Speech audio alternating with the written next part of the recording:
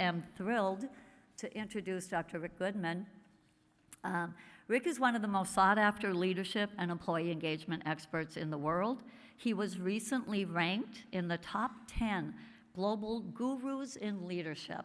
I want to know how you get to be one of them. Rick, you have to tell us that. And that was for the second year in a row. He has the distinction of delivering over 1,000 presentations in 50 states, as well as 28 countries around the world. He focuses his programs and workshops, and really they've produced transformational results, leading to really highly engaged employees, increased productivity, and employee retention. Rick has a couple of books, Living a Championship Life, A Game Plan for Success, and the other is The Solutions-Oriented Leader. You see a couple here. But Rick, according to Rick, he is most well known for surviving 24 days overseas with his 16-year-old daughter, alone, and with 2 rules: no cell phone and no internet. So please welcome and join me in welcoming Rick to the stage.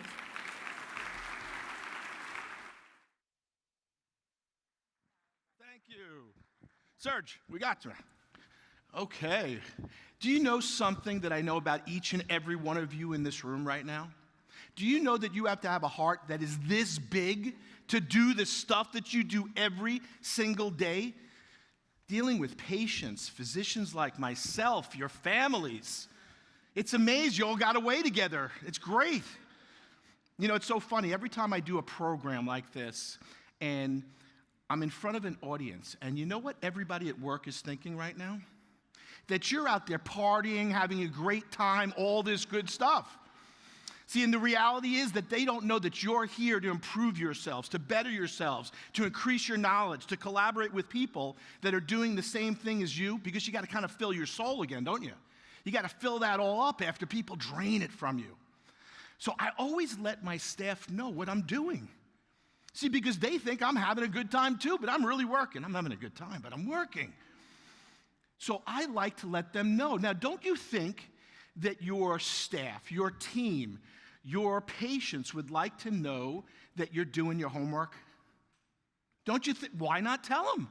Why not tell them that you're improving? You're constantly improving your knowledge. People don't know that we have to go back to school every year to get our credentials. I do the same thing. I keep my license so I can say I'm a doctor in front of you, that's all. But we're increasing it. So you want to share that information because after all, we are in the education business also. We're there to educate people, to give them the right choices and then get them in the right space. So we've got to remember that. And when you come to a conference, when you learn something, share it. Sharing's caring. And it also lifts you up. It shows that you're continually improving yourself, which is exactly what our patients want to see too. They don't want to see you using some old techniques or saying things that they heard their mothers say to them. They want something new and different. And we need to interact more and more and more because people need that feeling. See, we all went through the COVID Olympics. We started in China, went over to France on March 10th. I walked through the LAX airport. I was only 3 people, me and 2 TSA people. I just got back from Hong Kong, Tokyo. I spoke in LA. The only place I wasn't was Washington State. Well, I flew back to Florida. I lived down in Fort Lauderdale, and I got home, and a couple of my players had some symptoms, but, you know, they weren't feeling too bad, and I wasn't feeling quite right. So I said to my mother, I'm going to go to Memorial Hospital. Well, my friends were all giving me a hard time about going over there. There's really sick people. You shouldn't go. And they had the ET tent outside, you know. There was nothing going on inside. So I went into the ET tent. I even took some undercover photos because I felt like I was really like a science experiment. And they came over, chest x-rays, everything. And they sent me home with Tamiflu. And then they called the next day and said, guess what? You're so lucky you got COVID. Well, it happens. And we had to adapt to that. See, the reality is we were all in the same storm, but it's a different ship. Some of you had your children at home and you had your spouse, significant other. They're not even with you anymore because of COVID, stuff like that happened.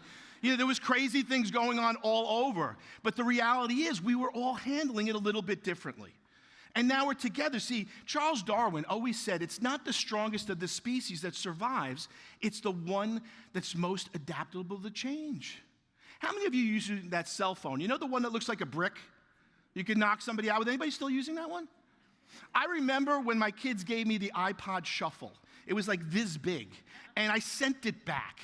It was too small. I was used to the big boom box. I had the VHS recorder, the whole thing. I wasn't used to it. But now I'm using a little thing when I'm running. I've got all kinds of different devices. We're taping things on our phone. We're talking to people around the world. We've all changed. We've gone through change over and over and over again. Change is good. It's just, most of us, if we could just have the same thing right now and not have to change anything, most of us would be okay with that. But start to think back to how things were previous to that. You had to change. See, when I was in Tokyo, I learned about a lot of things. But growing up in Long Island, I learned how to crab. If you ever went crabbing, you set the food in the trap, and the trap goes in, and when the crabs go in, they fill up the trap. And when the trap closes, the crabs start to try to crawl out. And one crab is going to try to crawl out and get its way out and everything, and then you know what happens? Another crab grabs it and pulls it down. And then another one tries to grab out, and another one pulls it down. They will eat each other alive. Do you know any people like this? They always want to pull you down and stuff like that. They got that crab mentality. And then there's the bamboo forest. So when I went to the bamboo forest, I learned that when they plant the bamboo tree, they put the seed in, and then they water it every single day for a year, and nothing happens at all.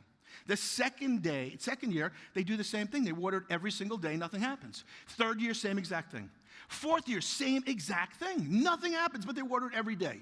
In the fifth year, they're watering it every day, and within a 3-week period of time, the bamboo shoots up 70 feet. So the question really is, would that bamboo have shot up 70 feet if you hadn't watered it every single day? You've got to water and work on those relationships, right, Simone? This woman is amazing. She's in the back of the room. I just spotted you. Give her a round of applause, please.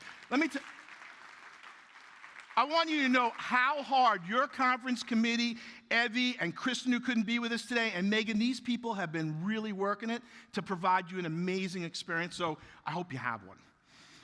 Well, there's a philosophy called Ubuntu. And there was a man who was down in Africa, and he was working with these children. And he saw these 3 children, and he was standing by a tree. And he said to them, when I say, on your mark, get set, go, I want you to run to the tree, and whoever gets to the tree first is going to get a prize. Well, the gentleman said, on your mark, get set, go. The 3 children all held each other's hands and walked to the tree together. See, they recognized that they were only good as each other. The strength and the power was in the family and in the connection. And athletes have the same philosophy. 2 years ago, when Tom Brady threw that touchdown right before the first half, they called him at the game. They said, you know, you're the greatest of all time. You did that. And he said, you know what? If my left tackle wasn't where he was supposed to be to block the end coming in, and I wouldn't have been able to get off the ball, and my receiver wasn't in his position, it wouldn't have happened. More than any individuals, professionals in the world, the people in this room understand teamwork. You understand the power of what it takes to work together as a team and collaborate. That's the message that you've got to share, because you guys are a lot better than us physicians at it.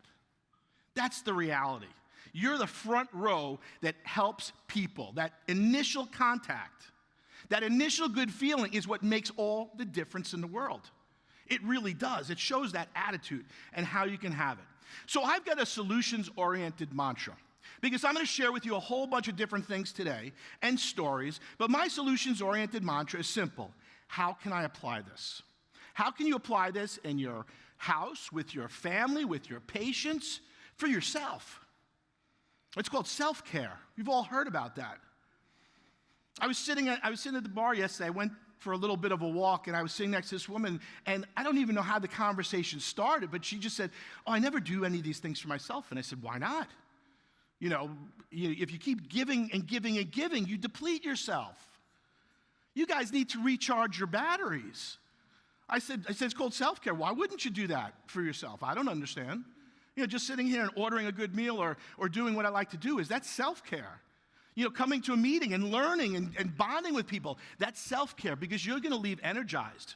You're going to leave bonded. You're going to have some new friends, which is really important, because when you come to these meetings, you know what I find? You all hang out with your same friends, your cliques, right? Your buddies, you haven't seen them in a while. You need to meet some new people. Get out there. Say hello, because when you do, You may find somebody here who's going to change the trajectory of your life.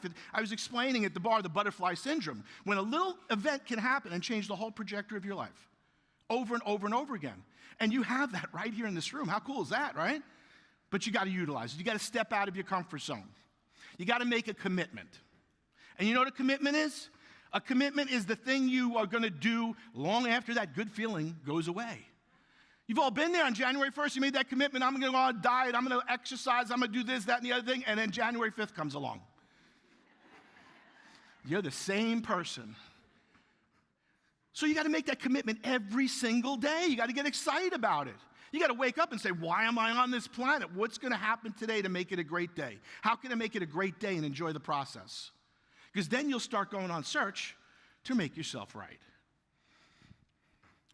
Because you need to stop putting out fires and start thinking in solutions. I say this all the time. My kids are so smart, they could point out any problem in the world.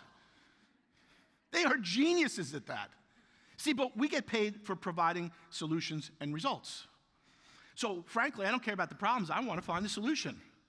I said to somebody yesterday, I said, look out in the parking lot. They were complaining about all these different things. They said, you see all those cars? I said, you see the back window? I said, yeah. I said, is the back window bigger or smaller than the front window? She said, smaller. I said, well, why you keep looking through the back window? I'm looking through the front window of the car because there's nothing I can do about the back window. But what I can do is what's forward. And looking forward and providing solutions and thinking about, what do I want to be when I grow up? Because a lot of people don't even know. I love asking that question. Great bar question. Do you know the number one answer I get? I don't know. I say, well, you ain't coming back. Maybe he's a fish or frog, but not you. So you better figure it out right now. Now, if we haven't gotten that from this experience that we got to move forward and figure things out, we never will. So we got to start focusing on the solutions. See, some solutions-oriented leaders like Bill Gates and Steve Jobs. I called a friend of mine yesterday, and they said, I'm organizing. I said, what are you organizing? Well, I just got home, and I have all these Amazon Prime packages. How many people have Christmas every day of the year, right? You order, you buy, that's self-care. You buy stuff for yourself.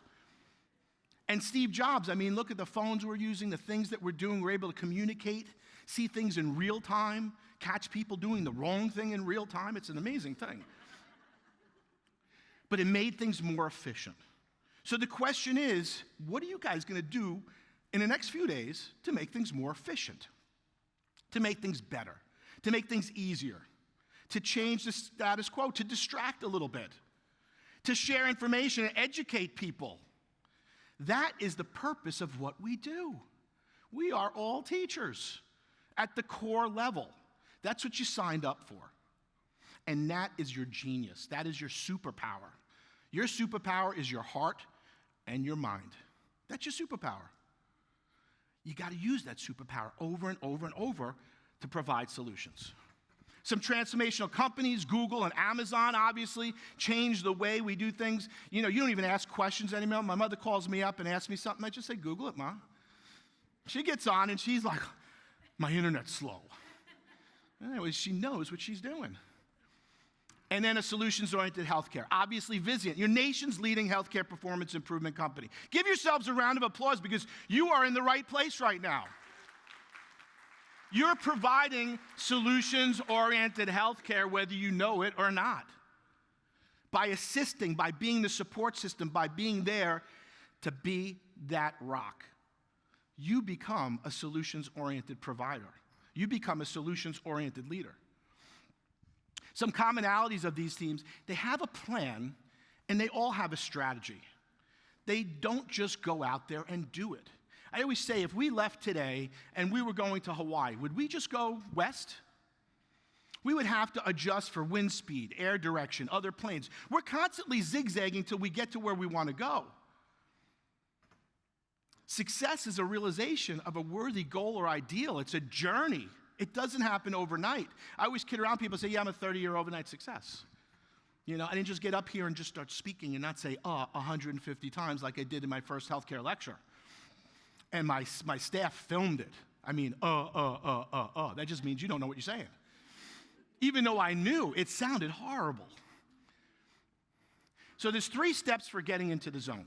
And the first is you've got to transform your thinking. You've got to think differently. You've got to think in solutions. You've got to think in variations. How can this work? What can this do? You've got to ask yourself the right questions, because your brain is going to make you right every single time. Every single time. How many of you have the mom or grandma that said bad things should happen in threes? Anybody have that mom or grandma? Right? And then all of a sudden you woke up and said, it's going to be one of those days, and 1, 2, 3, 4, 5, they just kept coming, right? You said, huh? I knew it. I knew it was going to be one of those days. Here's a question I have for everybody in this room. What did you ever get for being right? I think I'm right all the time. My kids don't think so, but I haven't gotten anything yet. So if you got something, let me know. Or how many of you bought a new car recently? And you got in that car, and everybody in town was driving the same car, right? There were hundreds of them on the road, because your brain was going on search to make you right and saying, hey, that guy or gal's one smart cookie. Great minds think alike. I made the right call. Or if you're in a rush to leave today, how many red lights you hitting? Every single one. Your brain attracts these things into your life, and you don't see it, so you got to transform your thinking. You got to think outside that box. When someone says it's raining outside, I say, well, it's good for the ducks. You know, you've got to change it and flip it, because that's your goal, is to keep people focused. Have you ever gone and seen a horse race before? Or you see it on TV? Horses have blinders on, don't they? Do you know why? Simply to keep them focused on the finish line.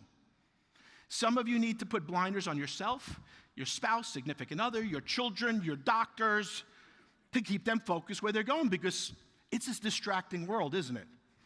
Second is you've got to optimize your assets. Your assets are every single piece of knowledge that you have.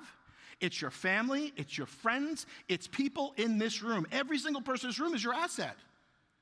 Every single person throughout the Vizient family is your asset. I'll never forget when my wife called me and said, you know, my girlfriend just went to his doctor. She had terrible migraine headaches.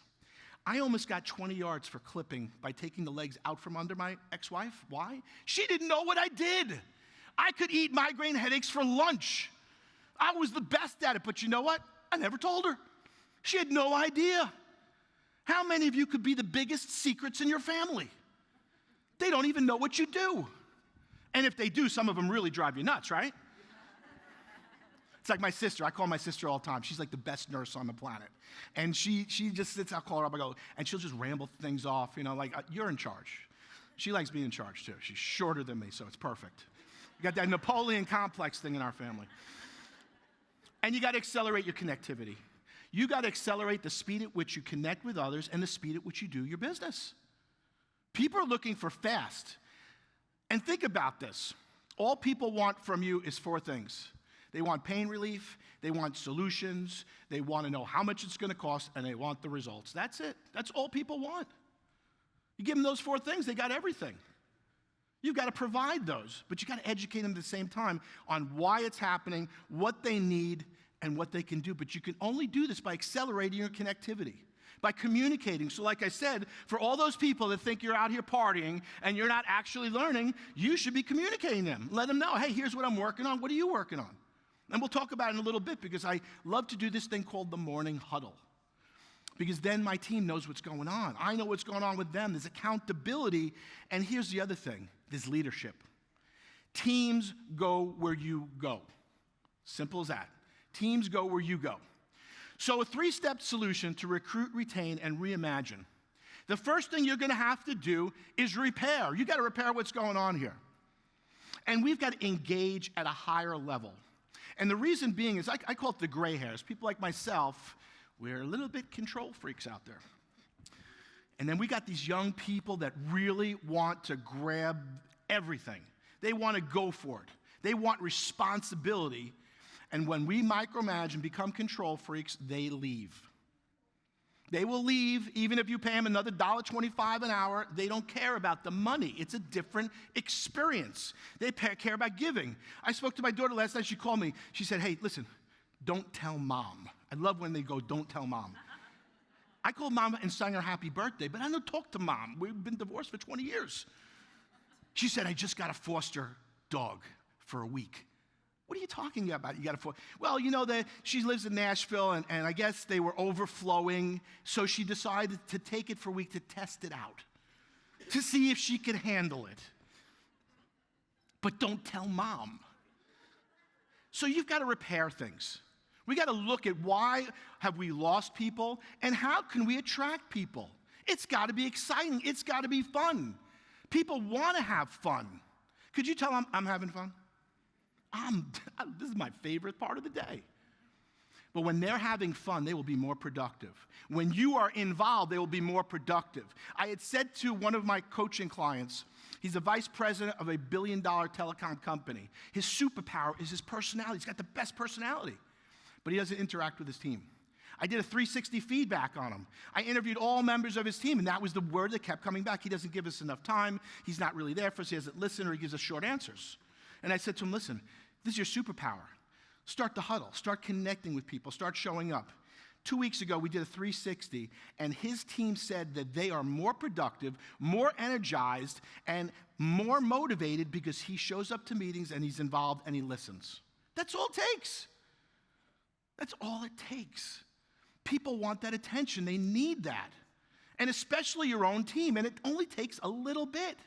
Do you know what I do now, which is the best thing I do? I write personal notes. When was the last time you wrote a personal note to somebody? Makes all the difference in the world. It's not text or tweet. But I'll write a little note. Hey, Jim, great job. Keep up the good work, Rick. That's it. Do you know it's called the beer in the bar syndrome?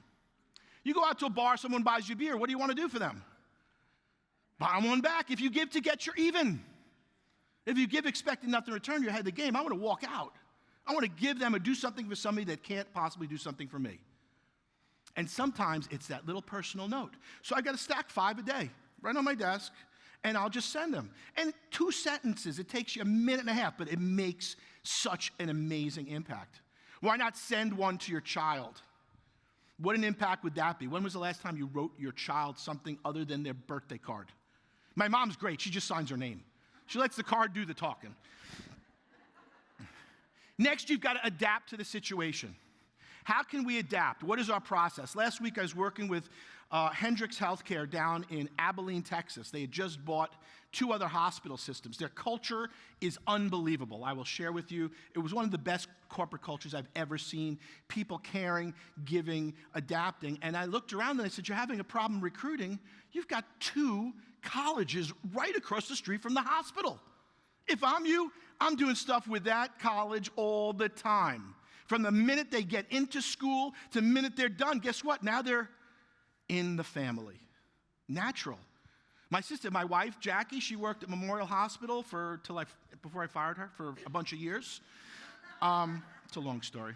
And my sister ended up working there and then started as a cardiac cath tech, and then they put her through nursing school. Lots of hospitals will do things like that. So you've got to kind of mix it up and think, how can I apply this? What's in my area that I can tap into to attract top talent? Because because they're all over the place.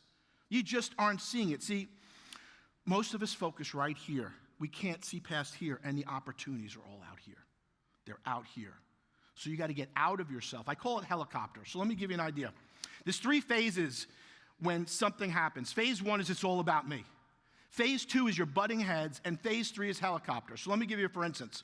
When they had the earthquake in Haiti, the first thing everybody said was, we need to get them supplies, we need to get them food, they need all stuff. So that was phase 1. Phase 2, it all sat on the tarmac and everybody complained and argued, how do we do this? And then phase 3, the president sent in the Marines, they got up in helicopters and they were able to see the distribution sites to get it out. When you can get up in a helicopter and look down on your situation, you will be focused on solutions. When you in phase 1, phase 2, you are in it. And when the bullets are flying, it is really hard to come up with a solution because you're in survival mode at that point. So you need to get yourselves up in that helicopter and adapt, because when you do that, you will then be performing. But only until you can get up there and get out of yourself and look down on that situation. And then you're in the right place, which is where you need to be. I had a mentor. His name was Dr. Danny Drubin. And whenever my practice wasn't growing, I'd say I was getting fat and lazy. You know, when you build a business, it goes really well, and then you get all excited and like, oh, this is great. And then if you're not working on it, guess what? It goes backwards. You know, that old object that's in motion stays in motion unless acted on by an opposite force? Well, the opposite force is called complacency. It's called not doing stuff. Well, you could never get me on the phone. I could be sitting in the back of my office reading my favorite magazine, People magazine. I would take those before the patients would steal them. And you'd call my office and they'd say, well, doctor's with a patient. Well, not with Danny. The girls loved Danny. They thought he was the best thing on the planet. So they would always put him through. And I would pick up the phone and he would say, it's time to get uncomfortable, and he would hang up on me. And what he's saying is, you're not growing, you're not stretching. We all process differently. So some of us got to hear it the hard way. That's me. You got to give it to me both bullets. And he did, and it made me grow. Because change and growing is uncomfortable. How many of you just started an exercise program and the next day you were in pain? You felt muscles you didn't know you had. And then a couple days later, you kept doing it, and a week later, and then you started getting stronger, and you started feeling better. Because that's exactly the way it works. Because you got to water every single day like anything else, like that bamboo forest. Well, Stephen Covey, who's one of my favorite writers, he always talks about begin with the end in mind. You have to know what you want your outcome to be first, and then work your way backwards. Most people don't even know what they want in life. That's why I ask them, what do you want to be when you grow up? And they go, I don't know. So you got to begin with the end in mind. How many of you have been in a meeting that's been a complete waste of time? Raise your hands. Oh, yeah, we've all been there. Do you know why? Because there was no goal for the meeting. When we have a meeting, we decide what type of meeting is it going to be. Is it going to be a brainstorming meeting, a decision-making meeting? What is it? And we decide what we want to have happen at the end of the meeting. If it happens, then great meeting. We didn't waste anybody's time. But if you don't know, that's what you get. So you need to decide right up front what it's about, and also making sure that you have an agenda. So you stick to that agenda and you get in and you get out, because then people will find the meetings to be helpful and not a waste of time. Because usually they're sitting there going, oh my gosh, I got 50 things to do with this person, get going. And then you don't even remember what the person said. So what do? 3 of you go out by Simone by the water cooler, and then you pick straws. You get to pick who's the shortest straw to get to see. Go back in that meeting and say, excuse me, but can you clarify that again? How many of you walked out of a meeting, had no clue? Happens all the time. That's why the meetings have got to be decided right up front. What are we going to decide in this meeting? What's the meeting about?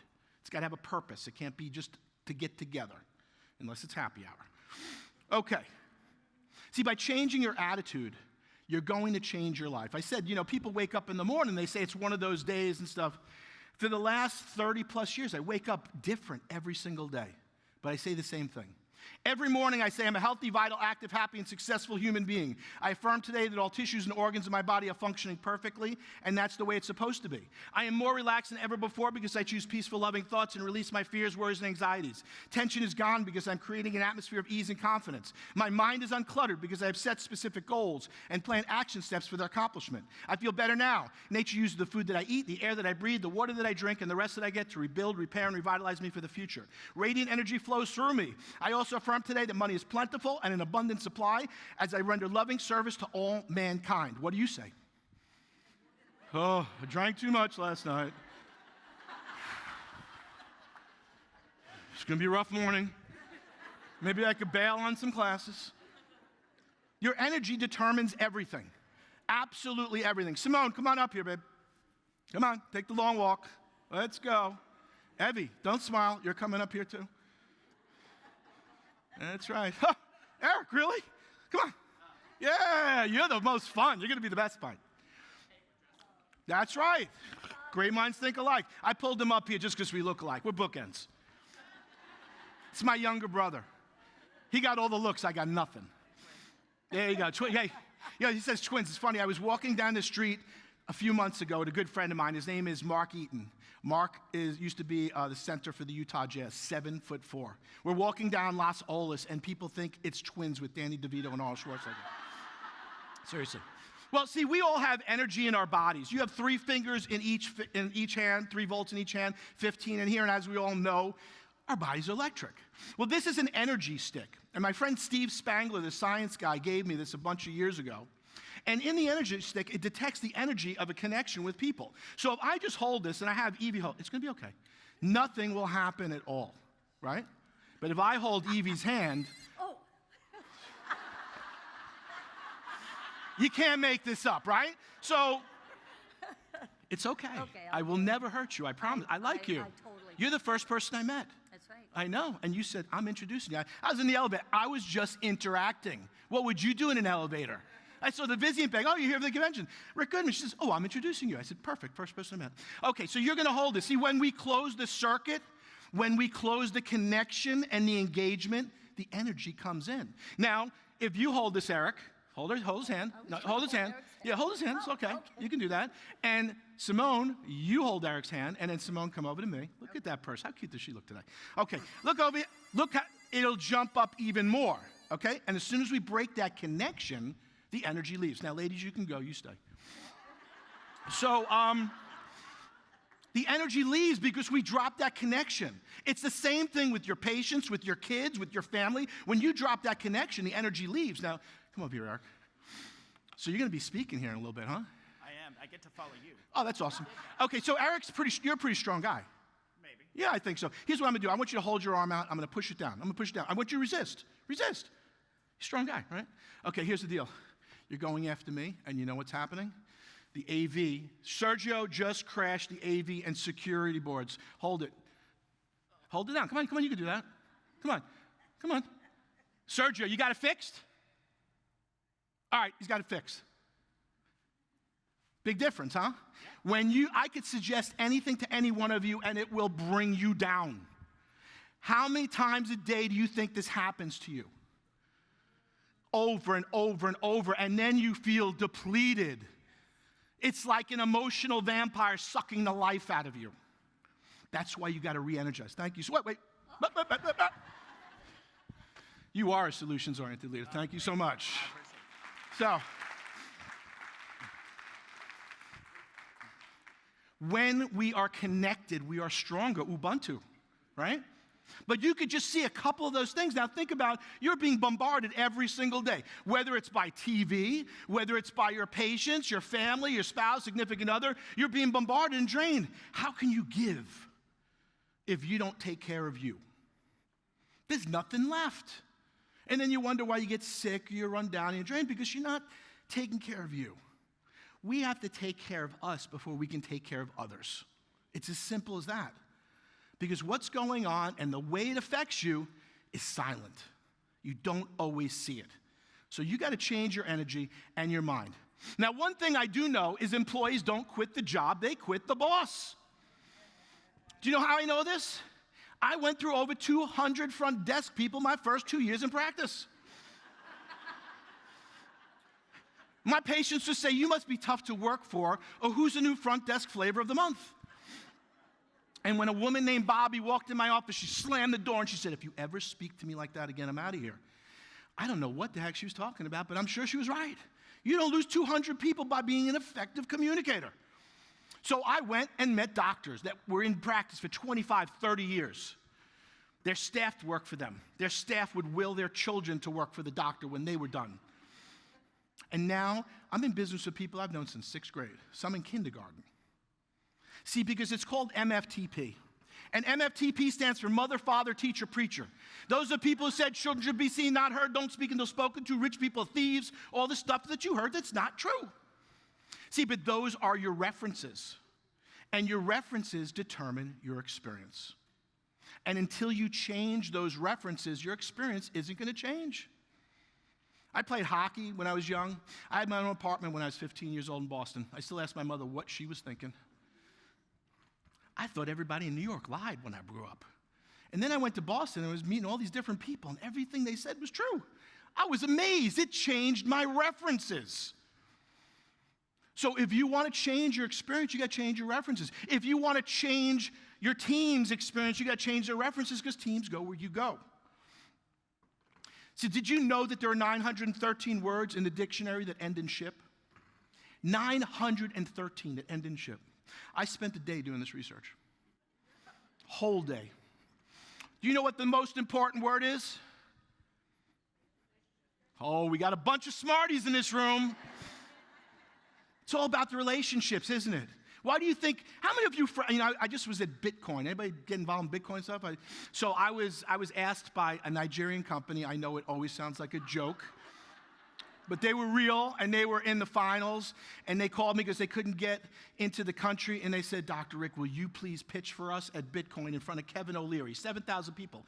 I don't know bupkis. 48 hours, I did a study. You can bet I put the time in, I did my homework, and I learned everything about it. But it was all about the relationships you had there. It's about sharing is caring. It's about getting involved with people. And it's about doing something that is bigger than yourself. Because that's what it was. I didn't get anything out of it but having a lot of fun. But I got to help somebody else around the world. That's the difference. If you give to get, you're even. If you give, expect nothing in return, you're ahead of the game. Because people do business with people who they like who are like them. You will go buy a product from a friend of yours, even if it costs a couple dollars more than going to a local discount place. How many of you are friends with people on social media that you wouldn't even talk to in high school? Right? And now they're liking all your stuff, and you're out there and socializing. So you've got to create an onboarding retention plan. What I found is the biggest challenge to keeping people is an onboarding plan. And especially when you get these resumes that look like they know everything in the world and they lied on the resume. You know, that happens all the time. But it's all about the onboarding, the initial onboarding, making you feel like family, making you feel like part of it. We had a big challenge with the National Speakers Association because similar to other associations or meetings, people are friends for years. So when you show up at that meeting, what do? You hang out with your friends, and then all the new people, i.e. the non-gray hairs, that want to get involved feel like they're left out. They feel like they're not getting the inside jokes. They're not getting all that stuff that's going on. So in onboarding, you've got to make sure to get them involved from the beginning. 76% of new hires say on-the-job training is most important. Continue on. People want improvement. When they're interviewing with you, they want to know the perks, and the perks are you going to send me to school? Are you going to pay for this? You know, what's it going to be like? And again, more of it is not financial. It's more growth opportunities, moving up the ladder. Next, 73% say the review of all companies' policies and procedures is helpful. How many times have you given the employee handbook? You know when the employees read the employee handbook? When they get in trouble. Not never, when they get in trouble. That's when they go to the handbook. You know, you say, did you read it? They sign it. Yeah, I read it, sure. That's like something online where you got to check the bottom box in order to get to the next thing and you scroll through. You know, like your Apple product. You're not reading, you know, all the new Apple update stuff. 59% say they want a company tour and all the equipment they're expected to use. So when I got to Hendricks Health, they gave me a tour, which was second to none. They showed me the history of their facilities. They showed me the campuses. They showed me their 16 gold, silver medals and stuff that they've gotten. Their place was so high tech, but they do that all the time. And the culture, the people were there forever. Now they're starting to go and inundate in the other cultures, which is exactly what you need to be. And a little over 50% say having a business or a mentor is helpful and important, okay? So you've got to have a mentor. Because when you have mentors, remember, that mentor cuts your time frame in half. When I say to people, you want to go speak and go to the National Speakers Association, it's like going to 2 years of college in 6 months. Because it gets you ahead of that curve. Right now, you're ahead of the curve. Do you know most people in this world never attend a continuing education seminar, webinar, or anything once they graduate high school and college? You're in the top 10% right now. So it's constant improvement. This is what they're looking for, and this is what you've got to lay out, because if you don't have it, you're not going to attract top talent. Because collaboration is the hallmark in an effective team, okay? You've got to embrace collaboration. Sometimes we do something called smart storming. And smart storming is not brainstorming. Because brainstorming is people throwing up information, seeing if it sticks. Smart storming breaks the process into two separate entities. One is idea generation, and the other one is decision making. Now, there's some people that are great at coming up with ideas, but they're not good at decisions. And there's other people that are great making decisions, not good at coming up with ideas. And sometimes they don't live within the same body. So one of my other coaching clients, he runs a big technology company down in Argentina. He recognized, which is called self-awareness, that he was not good in the idea generation, because if he sat there and someone said something that he didn't think was so smart, he would nip it in the bud and shoot that idea down. Now, that person may have 10 great ideas, and the 11th idea makes you $1 million, but the 10 ideas before are terrible. Or maybe that person is the person who sat in class in 6th grade, raised their hand, said something that wasn't too smart, and all the kids laughed at them. All we are children in big people's clothes. So in your meetings, you get 2 or 3 people do all the talking. A couple people chime in once in a while. Some people say nothing. These are the scary people to me. I don't know where they stand. So you've got to devise a way that's inclusive where everybody puts their input in. I was working with Johnsonville Foods, Johnsonville Bratwurst. Anybody ever hear of them? And there was a woman. She was the secretary of the company. She walked into the vice president's office and said, you know what we need? We need to have like a holiday catalog. This was 20 years ago. She's now the vice president of the company running a multi-million-dollar business. And the vice president said, yeah, go ahead, set it up. Go do it. How many people are coming to you with a great idea that you're shooting down and not realizing it because other things are going on? Instead of saying, you know what? Bring me back a plan. Go develop it, work on it. Let's see what we got. They may come up with a new solution to, cut times in half. Because they're seeing it a different way. Let me give you another perspective. There was a man and his little boy. They were walking and they saw a fire truck. It was stuck under a bridge. And the tow trucks, everybody's trying to pull it out. They can't pull it out. The little boy's about this high. He walks by and says, Dad, why don't they let the air out of the tires? He saw it from a different perspective. How many of you getting out of yourself and looking at it from a different perspective, or listening to your team members bring you a different perspective without saying, no, it's not going to work? You know, my friend, he lives here in Tampa, and he called me up a few years ago. He said, you lost a couple $1 million. I said, what do you mean? He said, remember I told you about that idea and you should have done it? He said, yeah. He said, you need to learn the words, what if? What if? What if opens you to possibility thinking? What if this will work? What if this happens? What if it works like this? Now your brain starts to open up and bring in ideas. But when I say no, it closes it down. And he was right. I say what if all the time now. Because I want to see, maybe it's going to work. Some of them are great and some of them aren't. Oop. So, the golden rule of communication. How many of you believe in the golden rule? Do unto others as others do unto you. Raise your hands. Stupid rule, okay? Think about this. If you have children, would you treat your children all exactly the same way? No, some need a little push. Some say, get out of my way and let me do my thing. But the golden rule says, treat them all the same. I got Goodman's rule. Do unto others as they need to be done unto. Everybody's different, right? So this is my family. I'm still trying to figure out how to communicate collectively with them. My son, Alex, he knows everything. Just ask him. He went out to California. He had worked here with me a little bit, and then he was working for a friend of mine who's a big casting director down here in Florida, and she did Burn Notice in Magic City, and he was doing some internship with her, and then he worked on a reality TV show, and then when he graduated from school, he said, I want to go out to LA, I want to go be in the business, I want to be an agent. So I said, go ahead, you got it going on, that's your dream, go for it. Well, he went out there, he was working for a company called LA Talent. And he was working with all these big actors, and then they moved them from actors to like kid actors, and then they moved them to kid print models. And Alex was doing time. Anybody know people like this? They're doing time. They're just showing up, doing the bare minimum, checking in, checking out. They're doing time. Well, my assistant Shirley was doing time too. After my wife passed away, she had cancer for 8 out of 10 years. I have some internet companies that do continuing education for people just like ourselves, and Shirley proceeded to run that company into the ground.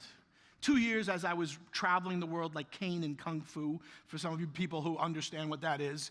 And I thought, you know what, we got to get back to what brought us to the dance. We got to set goals, we got to shoot videos and all this stuff. Shirley was the guest assistant in my own business. So I said to Shirley, we got to do what brought us to the dance. We got to go back to our beginnings. We got to shoot video. Well, I can't do that because you don't have the right equipment. I said, Charles, did you ever take a field trip in high school? She said, yeah. I said, good, we're going to take a field trip to Aventura Mall. And we went to the Apple store, bought the biggest, fattest Mac computer you could ever see, and Shirley was sitting right next to me. I had the Z4 Roadster, only 2 seats. And I had the most passive-aggressive, pouty assistant in the world who now had to work again. And she was sitting right next to me. And my phone rang, and it was my son on speakerphone. Dad, could you talk? Yeah, what's up, Al? He said, Dad, I just got fired. I said, Alex, that's great. He said, what? I said, Alex, you were just doing time. I said, Shirley's sitting right next to me. She's doing time too. I said, now you know what you don't want to do. Now, you can't make this stuff up.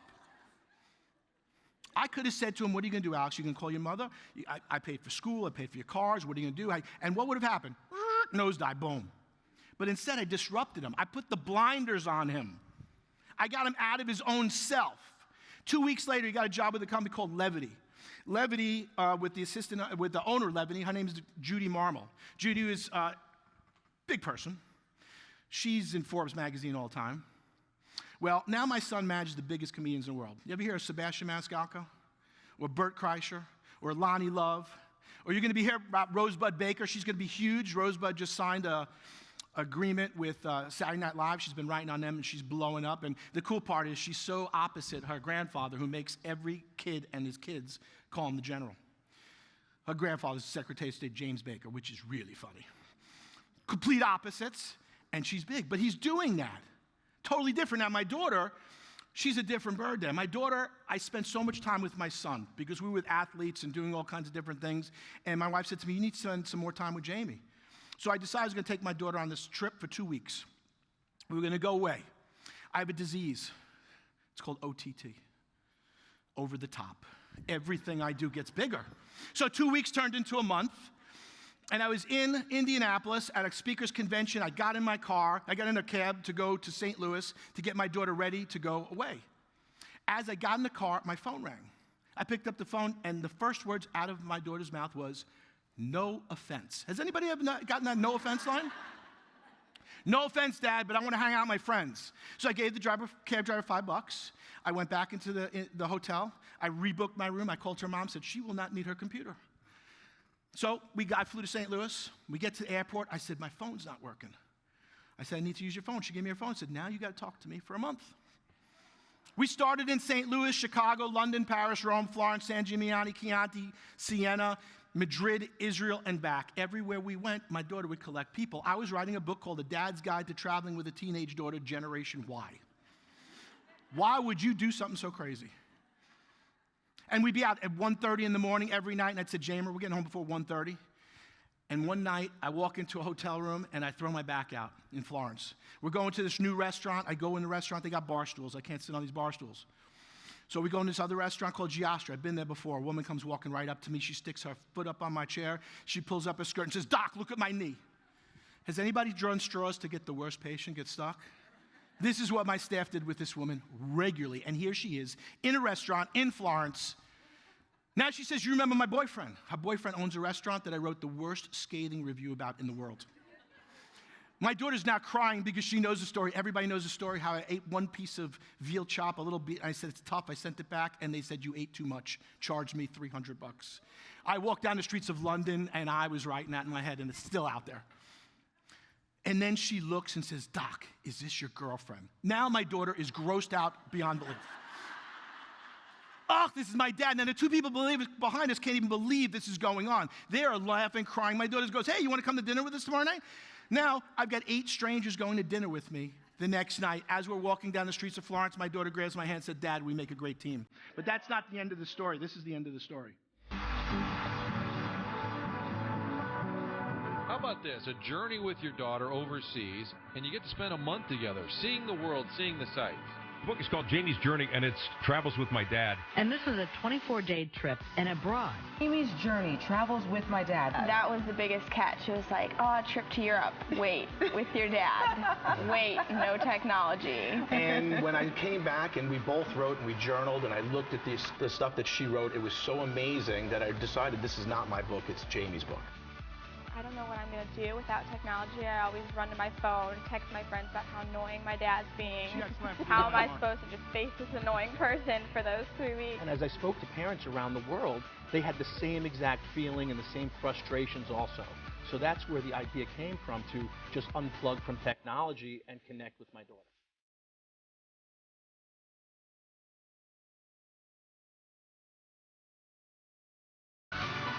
All right, who's got a 16-year-old teenager around here? Anybody? Right there. Can we throw this back to Harvey? Oh, good cats. Look at that.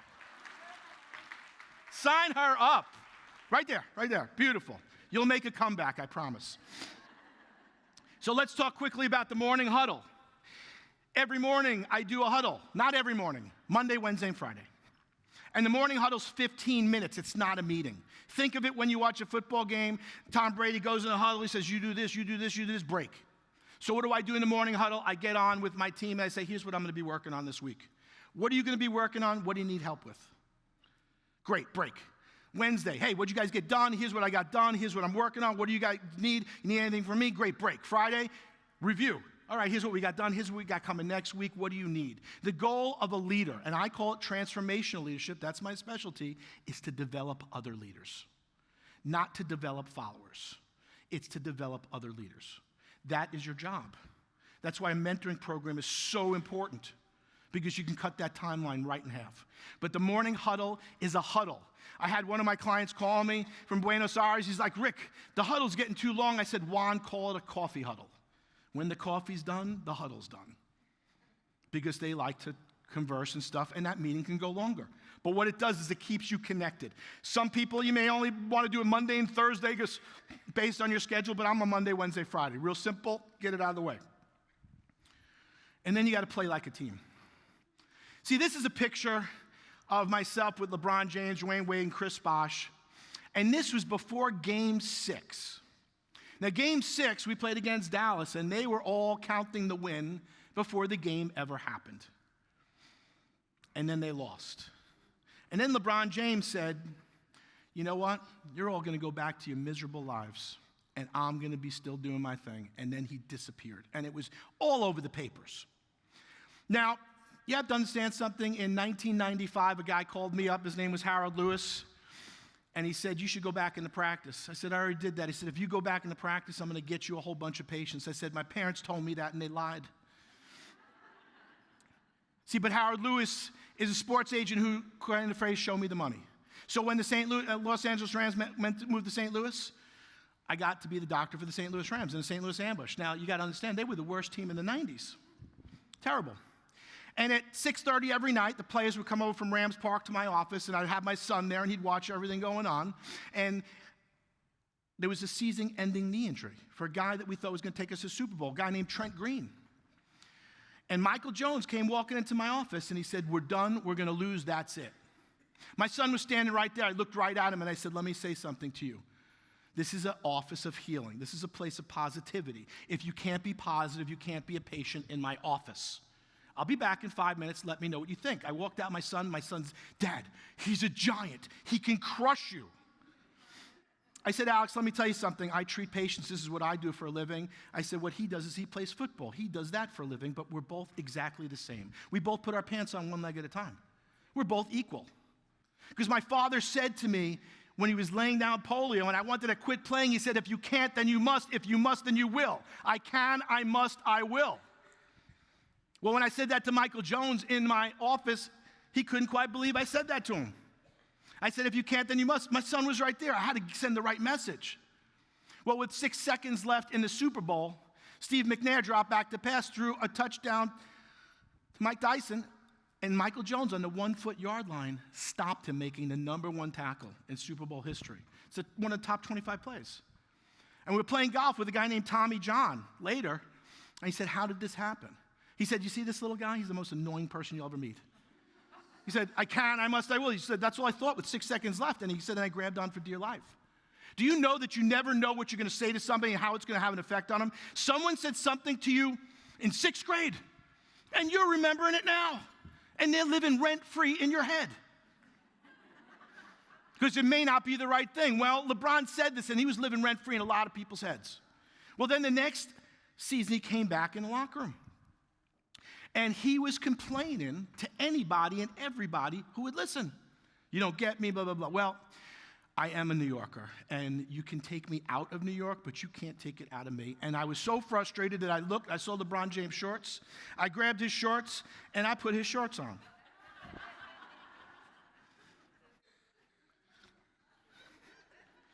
They're big, 4X. And I said, let me tell you something. I was with the Rams when they went from worst to first. I worked on their brains and their bodies. I said, and when they finally started to play together, they won the Super Bowl. You're never going to win again because you sit there, you hold the ball, you don't move, you do this, and you blame everybody around you, and Udonis Haslam looked right at me and said, Doc, get out. Well, I walked right out with the shorts on. Well, they went on a tear. They started doing some great things. And they understood one thing, that solutions-oriented leaders don't get involved in the blame game. They look forward and just fix the problem. Remember that front window is a lot bigger than the rear window. So sometimes you got to put blinders on people by distraction, by saying it, or by just speaking your truth. And I speak my truth because guess what? You feel me. You know that I care more about it than probably you do. And patients feel the same thing. They could see when you care more sometimes than they do. Well, they had something called symbolic focus, and every great team, every great organization has symbolic focus. With them, it could be a trophy. With Lennox International I work with, they have the Whatever It Takes Award. Neutrona has a Neutrona Networks Award. So whatever it is, because people revolve, they rally around that stuff, they love it. Well, they weren't going to celebrate because they had lost Game 6. So they had this trophy, and on it said, "Together, tough and trust," and all in. Every player had to sign it. When they won a game, they put a gold notch in the trophy. When there were 16 gold notches in the trophy, they would then allow themselves to finally celebrate success. Well, when they finally won, the story came out about this trophy.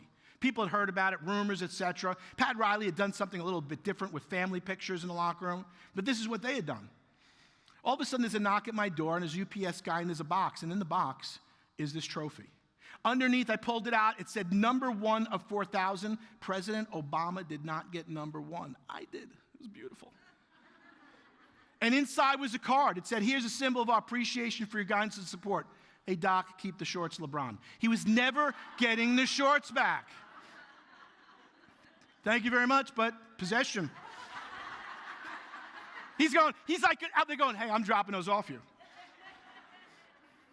The next year, it was a lot happier because we celebrate in the moment. You got to stay in the moment.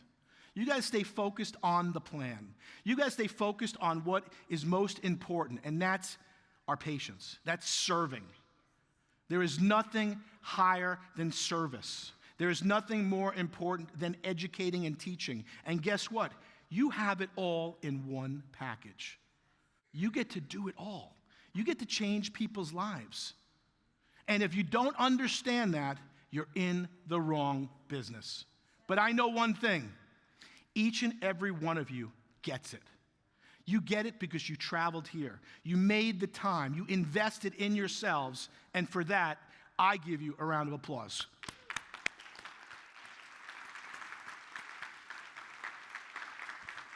So the question now becomes, how can I apply this? How can you apply what I've shared with you today? How could you make a difference? How could you engage people at a higher level and bring them into the fold and educate them and be that mentor? Be that big brother, big sister. Be that person that they talk about. I use a theory called the leadership epitaph. And this is a begin with the end in mind. So the leadership epitaph says, you're walking down the street 20 years from now. You see someone that you worked with, that you supervised, whatever it might be. What do you want them to say about you? Are they going to say that you are a mentor, you are a leader, you are great, or are they running down the street as soon as they see you and getting out? See, that's your leadership epitaph. You got to begin with the end in mind. What do you want people to say about you? My children are my biggest experiment. Everything I'm teaching you now, I did on them to see how it would happen. I'm not kidding you. Like the book, every single thing. And you know what? It turned out great. Do you know why? No plan is a plan to fail. I just saw a great movie I'm going to turn you on to, King Richard. What a fabulous movie. And the reason why it's so fabulous is that Richard Williams had a 76-page plan for his children before they were born. Before they were born. I never knew this. It blew my mind. And he would go to people and say, well, I got the 76-page plan. And I'm updating them. I've had this before. And guess what? No plan's a plan to fail, but when you plan and you have a roadmap, do you usually get to your destination? You usually do. So this week, I would like you guys to devise your plan, your roadmap for the next few months to attract people, to reimagine, to retain people, and to grow yourself. And if you put that plan on paper, you're going to soar. You're going to end up at your destination every single time. And that's where you need to be, at your destination, helping people, helping yourself, and helping your family. Thank you very much. I appreciate you guys.